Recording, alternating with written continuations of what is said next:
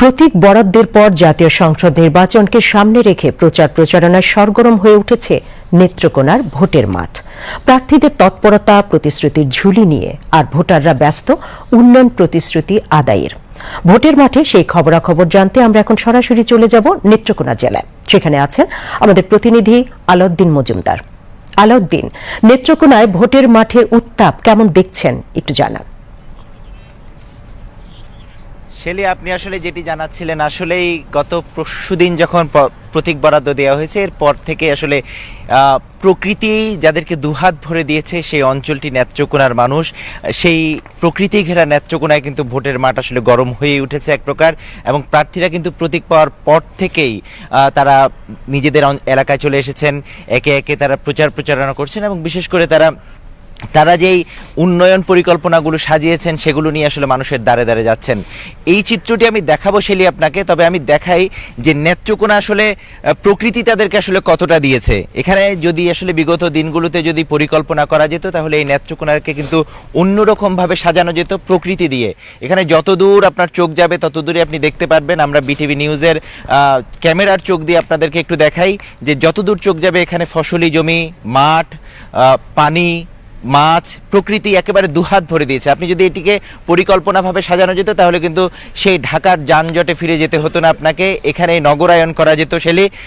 তাহলে এখানের যে বেকারত্ব দূর থেকে শুরু করে সব পরিকল্পনায় কিন্তু করা যেত। এবং আমরা যখন নেত্রকোনায় প্রবেশ করেছি তখন দেখেছি সাধারণ মানুষগুলো সেই আক্ষেপগুলি করছে যে 54 বছর পরে আসে দাঁড়িয়ে আবার সেই রাস্তাঘাটের দাবি, বিদ্যুতের দাবি করতে হচ্ছে।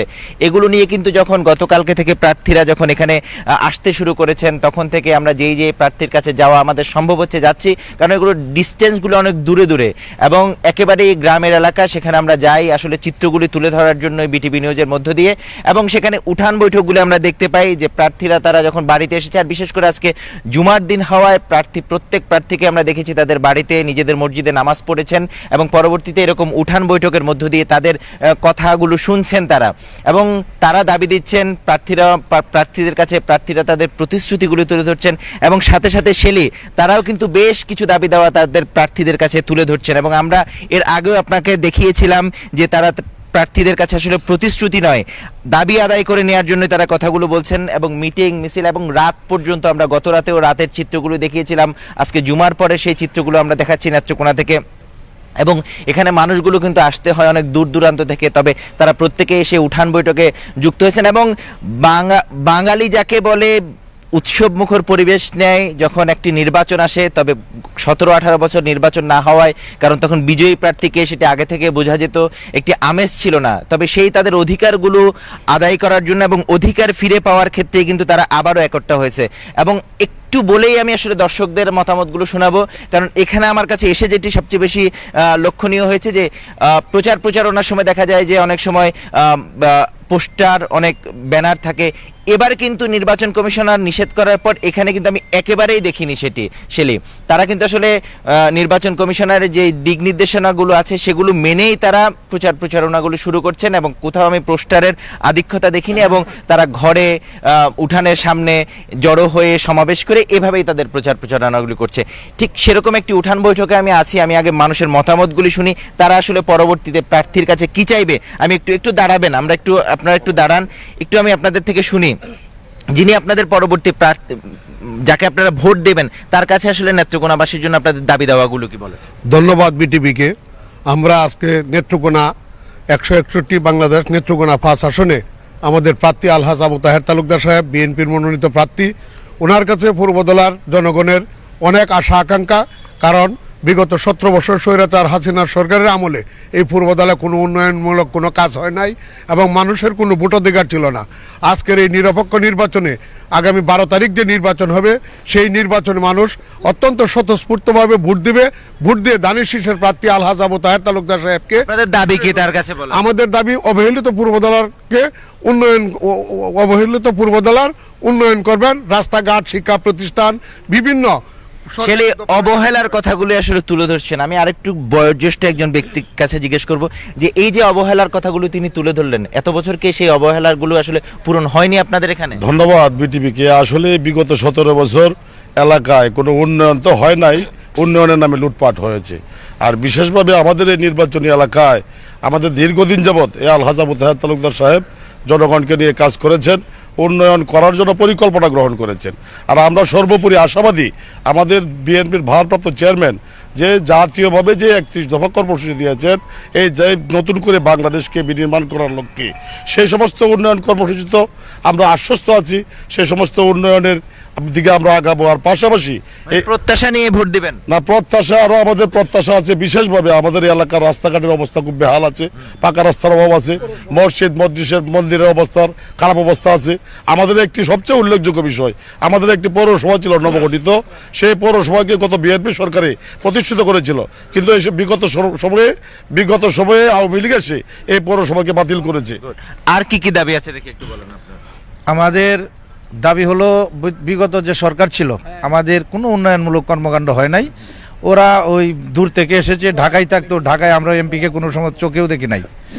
আবু তাহের তালুকদার সাহেব চুটুখাল থেকেই এই মাটির সাথে মিশে আছে, এই আমাদের জনগণের সাথে সবসময় উনি আজকে আশ্বস্ত হচ্ছেন যে আশ্বস্ত হচ্ছি যে আবু তাহের তালুকদার সাহেব যদি নির্বাচিত হতে পারে, আমরা ওনার কাছ থেকে আমাদের যে প্রত্যাশিত আশাগুলি সেটি পূরণ হবে।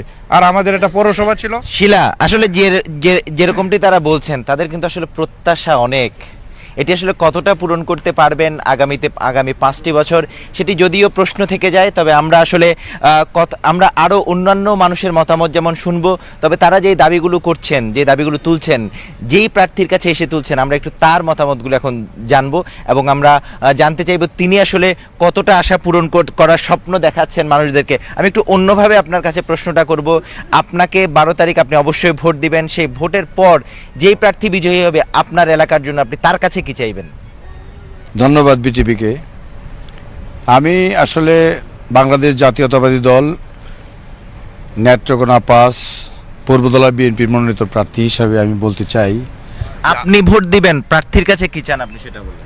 আমি সেটা আমি ভোট দিব। ভোট দেওয়ার পর প্রার্থীর কাছে কি চাইবেন?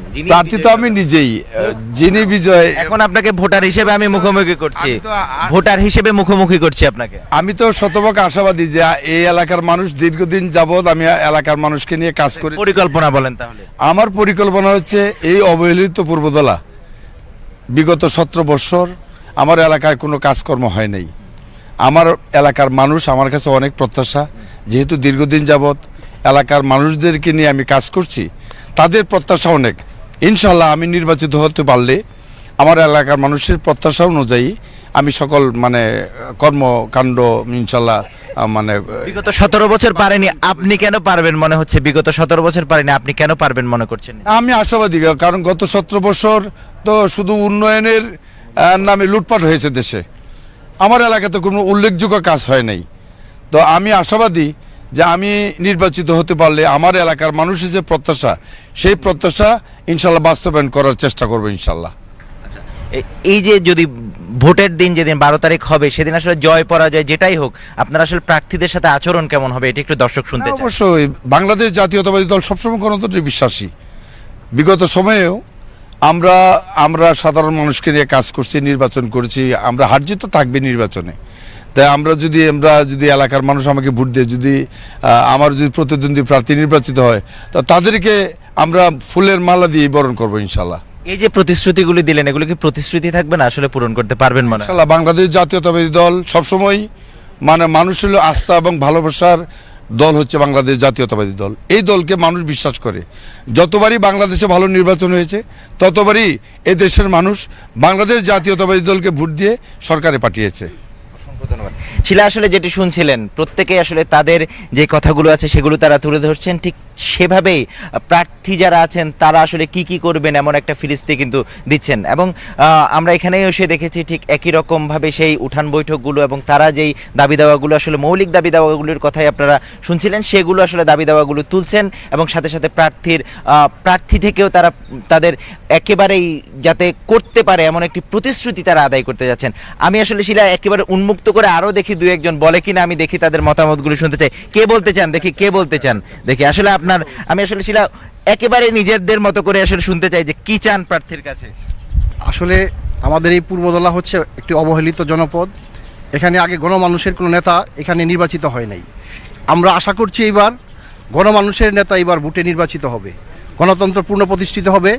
আমাদের পূর্বদলার যত উন্নয়ন আছে আমরা ওনার কাছ থেকে আমরা আশা করি শিক্ষার উন্নয়ন হবে, অবকাঠামোগত উন্নয়ন হবে আমাদের আপামর জনসাধারণের, সেই সাথে বেকার যুবক যারা আছে তাদের কর্মসংস্থানের সুযোগ হবে, এখানে মেধাবীদের সুযোগ হবে, এখানে এজ এ হোল আইন শৃঙ্খলার উন্নতি হবে। আমরা সব কিছু আমরা শিলা, আসলে যেটি তারা বলছিলেন অনেক প্রত্যাশা, এবং আপনাকে একটু বলি এটি যদিও ঢাকা থেকে অদূরে, আমি শুরুতেই বলেছিলাম একটি রিমোট এলাকা, হাওড় বেষ্টিত এলাকা, জলবদ্ধতা সব কিছু মিলেই এখানে আছে। তবে এই মানুষগুলোকে আমার কাছে যেটি দেখে মনে হয়েছিল তাদের সাথে কথা বলে, এবং শিলা বিটিভি নিউজের মধ্য দিয়ে আমরা যে উপস্থাপন করছি তাদেরকে, তারা কিন্তু আসলে একটু শিক্ষার আলো, এখানে যারা যারা শিক্ষিত তাদের কথা বলার ধরন, কথা বলতে পারছেন এবং তারা মনের ভাবনাগুলো তুলে ধরতে পারছেন। এবং সর্বোপরি আমার কাছে যেটি মনে হয়েছে এখানে দেখে, যদি একটি সুষ্ঠু পরিকল্পনা করা যায় এবং যিনি বিজয় হতে পারেন তিনি যদি তাদেরকে নিয়ে কাজ করেন, তাদের চোখের ভাষাগুলো বোঝেন, তাহলে পরবর্তীতে হয়তো এই চিত্রগুলো পাল্টাতে পারবেন। সেই দাবিগুলো নিয়েই তারা আসলে প্রার্থী যারাই আসেন প্রত্যেকের কাছে আসেন, দাবি দাওয়াগুলো তুলে ধরেন। শিলা, নির্বাচনের মাঠে আসলে প্রচার প্রচারণা জমে উঠেছে। শুরুর সময় মাত্র 2টি দিন গেল এবং 12 তারিখ এখনো দেরি আছে। এটি নিয়ে আরও হয়তো এখানে আরও জমে উঠবে, একজন আরেকজনের কাছে যাবে, এক প্রার্থী আরেক প্রার্থীর কাছে যাবে, দোষারোপ হবে, সব কিছু মিলেই জমজমাট হয়ে উঠবে আরও। তবে এখনই শুরুতেই অনেক দিনের দীর্ঘদিনের যেই প্রত্যাশা ছিল তারা ভোটের আমেজ পায়নি, সেটি কিন্তু আসলে নেত্রকোনায় ফিরে এসেছে। সেই চিত্রগুলো কিন্তু আমি দেখাতে পারছি। এই ছিল আসলে নেত্রকোনার মাঠ থেকে আমার কাছে সর্বশেষ এখন পর্যন্ত ভোটের প্রচারণার সর্বশেষ। আমরা অন্য সংবাদ জানার জন্য আপনার কাছে চলে যাব স্টুডিওতে। শিলা, জি শিলা, শুনতে পাচ্ছেন নিশ্চয়ই আমাকে? ধন্যবাদ আলাউদ্দিন। শুনছিলাম নেত্রকোনায় ভোটের মাঠের উত্তাপ নিয়ে।